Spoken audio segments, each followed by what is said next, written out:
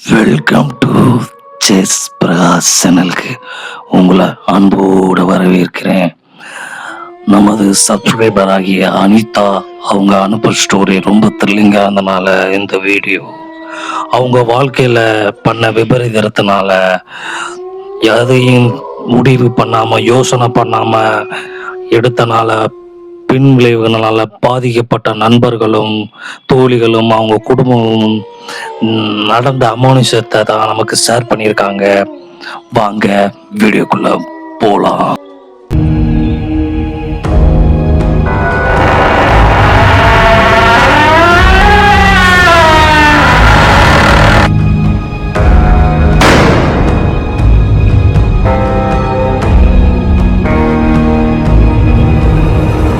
அனிதா, திவ்யா, சம்பத், ராஜு இவங்க வாழ்க்கையில் நடந்த அமானுஷங்கள்ல பாதிக்கப்பட்டு இன்னைக்கு வரைக்குமே பேசாம இருக்காங்க. அது என்ன ஸ்டோரினா, காலேஜ் தேர்ட் இயர் படிக்கிற வரைக்குமே அனிதா, சம்பத், ராஜு, திவ்யா இவங்க ஒற்றுமையாக தான் இருந்திருக்காங்க. இவங்க வாழ்க்கையில நடந்த அந்த அமானுஷத்தினால லைஃபவே புரட்டி போட்டுருச்சு அப்படின்னு சொல்லலாம். அப்படி என்ன நடந்தது? வாழ்க்கையில அவங்களுக்கும் காலேஜ் எல்லாமே படிப்பு எல்லாமே நல்லா போயிட்டு தான் இருந்திருக்கு. காலேஜை முடிக்க போறாங்க. அந்த சந்தோஷத்துலையும் அவங்களுக்கு லைஃப்பை என்ஜாய் பண்ணிக்கிட்டு காலேஜ் படிப்பையும் பார்த்துக்கிட்டு எக்ஸாம் எழுதி ட்ரை பண்ணிக்கிட்டு நல்ல ஜாபுக்கு போகணும்னு நினைச்சாங்க. வாழ்க்கையில அனிதா எடுத்த தைரியத்தின் முடிவால வாழ்க்கையே தட புரண்டு போச்சு. அப்படி என்னன்றது அவங்க 4 பேத்துக்குள்ள நடந்த ஒரு சம்பவத்தை நமக்கு ஷேர் பண்ண சப்ஸ்கிரைபர் அனிதாவுக்கு நன்றியை சொல்லிக்கணும். கதைக்குள்ள வாங்க போகலாம். அனிதா ஒரு நாள் பஸ்ஸில் வந்துக்கிறப்ப திவ்யா அவங்ககிட்ட சொல்லியிருக்காங்க, இந்த ராஜுவும் சம்பத்தும் நம்மளை தைரியம் இல்லாதவாங்க அப்படின்னு. அப்படி என்ன நம்மளை இப்படி பேசிட்டாங்கன்னு அனிதா கேட்கவும், இல்லை ஒரு இடத்துல ஒரு மந்திரிச்சு போட்ட 500 நோட்டும் அதுல ஒரு சுருட்டும் ஒரு தகடும் சின்ன ஒரு மண்டை ஓடும் இருக்கு. அந்த காசை அவங்களால எடுக்க முடியுமா அப்படின்னு ராஜுவும் சம்பத்தும் திவ்யாவிட்ட கேட்டிருக்காங்க. ஏன்னா இது ஒரு காமெடியா தான் அவங்க சொல்லியிருக்காங்க. மந்திரிச்சது அவங்களுக்கு தெரியும், அதனால அவங்க அதை எடுக்கல. அனிதா கிட்ட சொல்லவுமே அனிதா, இது என்ன பெருசு, வா எங்க இருக்குன்னு சொல்லுங்க நான் எடுக்கிறேன் அப்படின்னு திவ்யாவும் வேணாம் பார்த்துக்கலாம் அப்படின்னு சொல்லியிருக்காங்க. ஆனா அனிதாவுக்கு அந்த ஈகோ கிளாஸ்னால எடுக்கணுன்ற ஒரு முடிவுனால அந்த காலேஜுக்கு போனோடனே அவங்க கிட்ட ராஜு சம்பத்துக்கிட்ட பேசிட்டு எங்க இருக்குன்னு சொல்லு, இன்னைக்கு ஈவினிங் நான் அதை எடுக்கிறேன். சுடுகாட்டுக்கு பக்கத்துல அந்த இடுகாடுன்னு சொல்லுவாங்க, அதுக்கிட்ட அந்த காலேஜ் கிட்ட தான் அந்த சுடுகாடும் இடுகாடுமே இருக்கு. கொஞ்சம் தள்ளி 1 கிலோமீட்டர் டிஸ்டன்ஸ் தான் காலேஜ். இன்னைக்கு சாயங்காலம் நம்ம போய் எடுக்கணும்னு சொல்லி காலேஜ் முடிஞ்சோடனே அவங்க அங்க போய் அந்த 500 நோட்டை எடுத்து அந்த தகடியை எடுத்து ரெண்டையுமே காமிச்சு, பாத்தியா? அதுக்கு ராஜு சொல்றாரு, நீ தைரியமானோனா இந்த தகடியும் இந்த சுருட்டையும் இந்த ரூபா நோட்டையும் ஒரு நாள் நைட்டு உன் வீட்டில் வச்சிரு. நாளைக்கு வரைக்கும் நீ உனக்கு நல்லா இருந்துச்சுன்னா நான் 2000 ரூபா தரேன் அப்படின்னு விளையாட்டா பண்ண வேலை தான் இன்னைக்கு விபரீதமா மாறும்னு அவங்களுக்கே எதிர்பார்க்கல. அப்படி என்ன நடந்ததுன்னா, அன்னைக்கு நைட் எடுத்துட்டு வீட்டுக்கு போயிட்டாங்க. வீட்டில் அவங்க அம்மா அப்பா கிட்ட யாருக்கிட்டையுமே சொல்லலை. அன்னைக்கு வீட்டில் அவங்க பேக்குக்குள்ள வச்சு கீழே கட்டில் கீழே தெரியாம வச்சுட்டாங்க. அன்னைக்கு எதுவுமே நடக்கல. மறுநாள் காலேஜ் போய் ராஜு கிட்ட அனிதா தைரியமா பாராட்டணும், 2000 ரூபாயும் பெட்ல சேர்த்துட்டாங்க, சூப்பர்ப்பா, எதுவுமே நடக்கல, இப்ப எல்லாமே மூட நம்பிக்கை தானே அப்படின்ட்டு அவங்க 1 மாசம் காலமாக காலேஜ் எக்ஸாமுக்கு ப்ரிப்பேர் பண்ணியிருக்காங்க. 1 மாசத்துக்கு அடுத்ததான் எக்ஸாமே வரப்போகுது. அந்த பணத்தையும் தகடையும் எடுத்த 2 நாள்ல அனிதாவுக்கு ஒரு நடந்த சம்பவம் தான். அந்த சம்பவம் என்னன்னா, அன்னைக்கு அனிதா தூங்கிக்கு இருக்கப்ப மாடியிலே படி ஒரு ரூம்ல இருந்து, அனிதாவோட வீடு எப்படி இருக்குன்னா சின்ன வீடு தான். அனிதா ஒரு ரூமு, அவங்க அம்மா அப்பாவுக்கு ஒரு ரூமு, ஒரு ஹாலு. அந்த ரூமுக்கு மேலே ஒரு சின்ன படிக்கட்டு ஏறினா மாடிக்கு போயிடலாம். மாடியிலிருந்து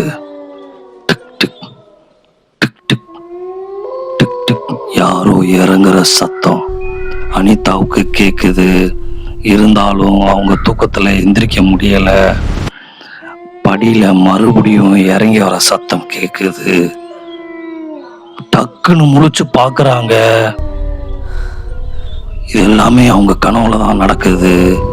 முழிச்சு பார்த்தோன்னே ஒரு உடம்பு ஃபுல்லா முடி, கண்ணு பிதுங்கி தொங்கி அதுல இருந்து ரத்தம் வடிஞ்சு முகமே இல்லாம ஒரு கொடூர குரல், அனிதா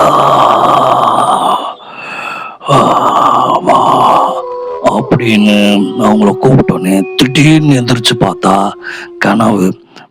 வெடத்து போயிடறாங்க. இப்படி நமக்கு கனவு வந்ததே இல்லையே, எதனால நமக்கு இப்படி நடக்குதுன்ட்டு அனிதா தூங்கிடுறாங்க.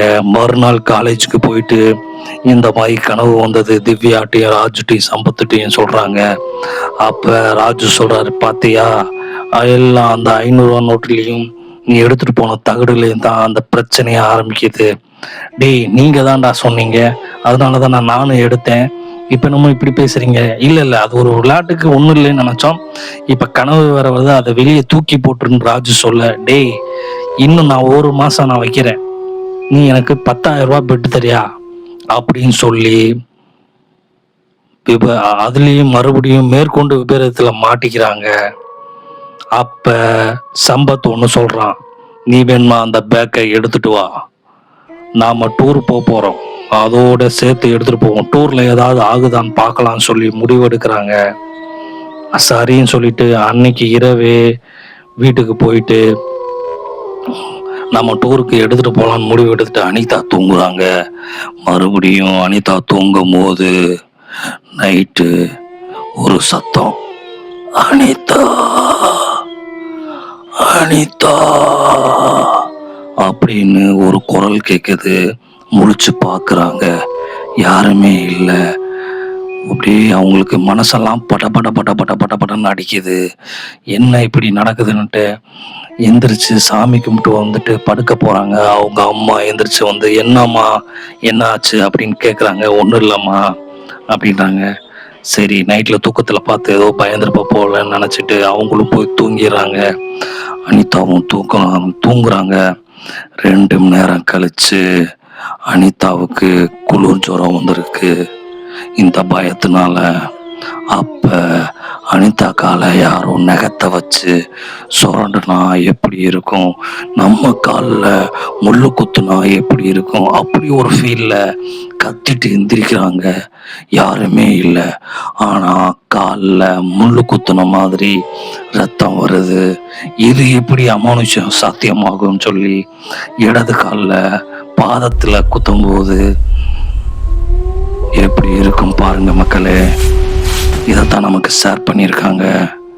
மறுநாள் காலையில அனிதானால எந்திரிக்க முடியல. அந்த கால் அவங்களுக்கு வராமே போயிருச்சு.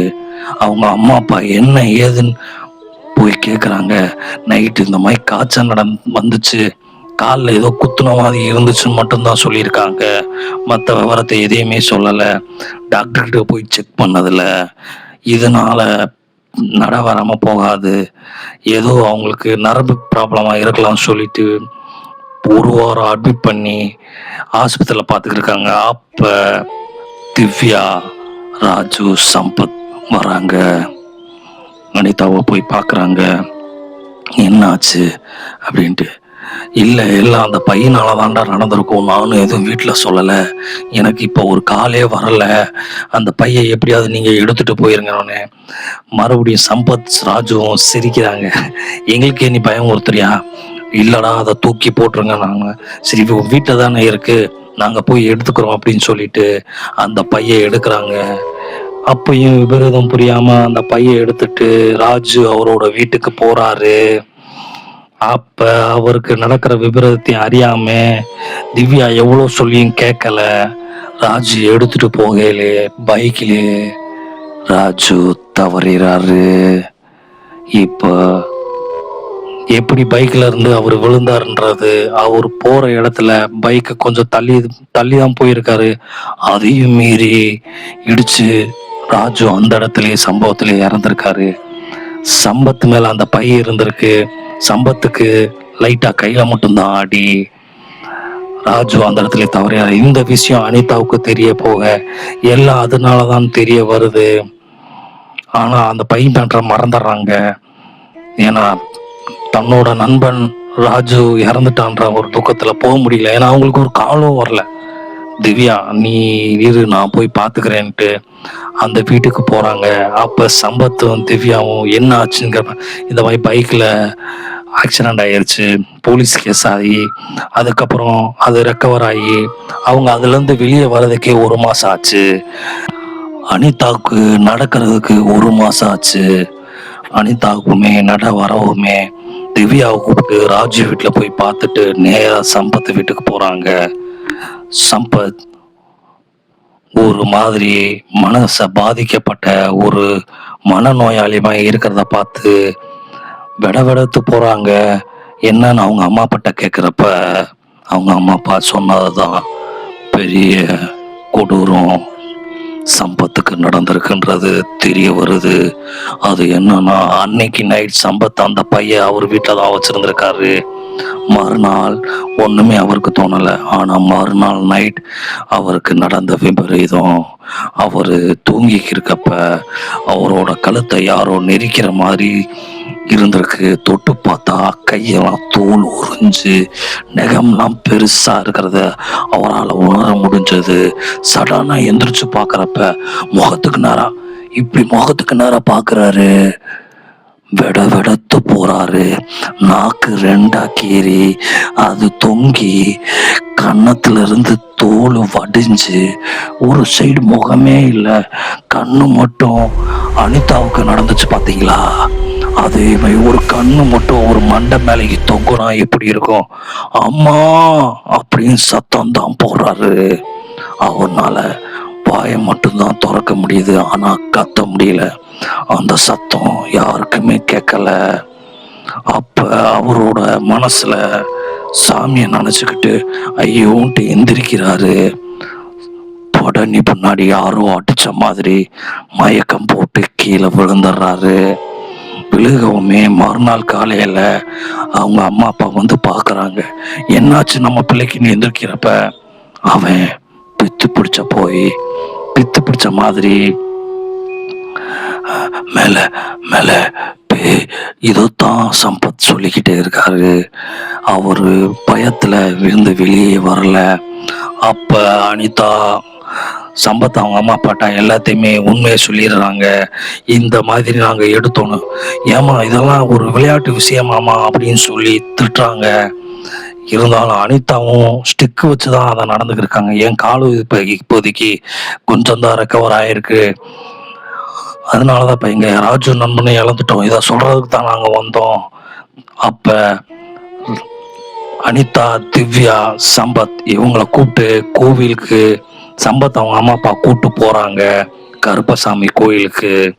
கருப்பசாமி கோயிலுக்கு போவோமே ஒரு 2 அடி அனிதா எடுத்து, அனிதாவும் சம்பத்தும் ஒரு இடத்துல இருக்காங்க, திவ்யாவும் சம்பத்தோட அம்மா அப்பா அப்பாவும் போறாங்க முன்னாடி.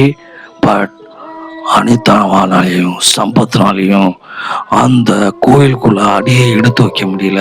2 பேருமே பேய் பிடிச்ச மாதிரி ஒரு மாதிரி பண்றவங்க வரமாட்டோம்னு சொன்னாங்க. அங்க இருக்க பூசாரிகளை வர வச்சு 2 பேர்த்தையுமே அந்த சாமி எல்லாம் முன்னாடி 18ஆம் படி கருப்புக்கு முன்னாடி உட்கார வச்சு அந்த அருவாளை தலையில வச்சு கேக்குறாங்க, துள்ளி குதிக்கிறாங்க. நாங்க காட்டேரி.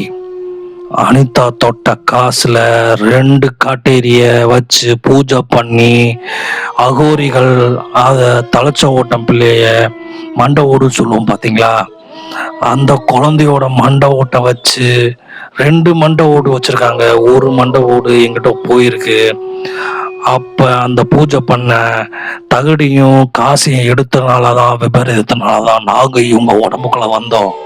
இவங்களை அழிக்காம போக மாட்டோம். ஒரு உயிர் போயிருச்சு, மீதி 3 உயிர் இருக்கு, விட மாட்டோம். ஆனா கருப்பசாமி முன்னாடி இதெல்லாம் எதுவும் எடுபடாது. கருப்பசாமி அவரோட தீர்த்தத்தை எடுத்து தெளிச்சு அவரோட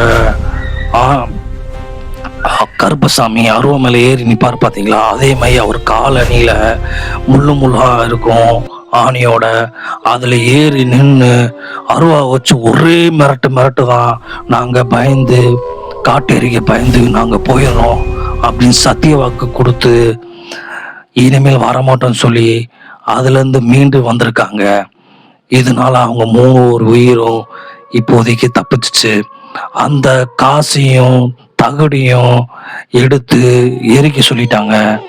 அங்கே எங்கே இழுத்தாங்களோ கொஞ்சம் தூரம் தள்ளி எரிச்சு அவங்க திரும்பி பார்க்காம கருப்பசாமி கொடுத்த 2 பழத்தையுமே அறுத்தெறிஞ்சு வீசி எரிஞ்சிட்டு வந்துடணும் அதை பண்ணாங்க. இப்போ வரைக்குமே அந்த நடந்த சம்பவத்தினால சம்பத் பித்து பிடிச்சமா இருந்தாலும் அதுல இருந்து கொஞ்சம் கொஞ்சமா ரெக்கவர் ஆகி வெளியே வந்துட்டாங்க. அவங்க காலேஜும் முடிச்சிட்டாங்க. ஆனா இந்த பாதிக்கப்பட்டதுனால 3 பேரும் இப்போ வரைக்குமே சரியா பேசிக்கிறது இல்லை. அதனால எதையும் யோசிக்காம நாம கீழே இருக்க பொருளை தாண்டவும் கூடாது.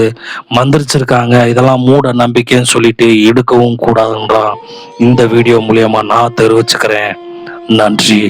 The end. Subscribe to our channel. Just Prakash.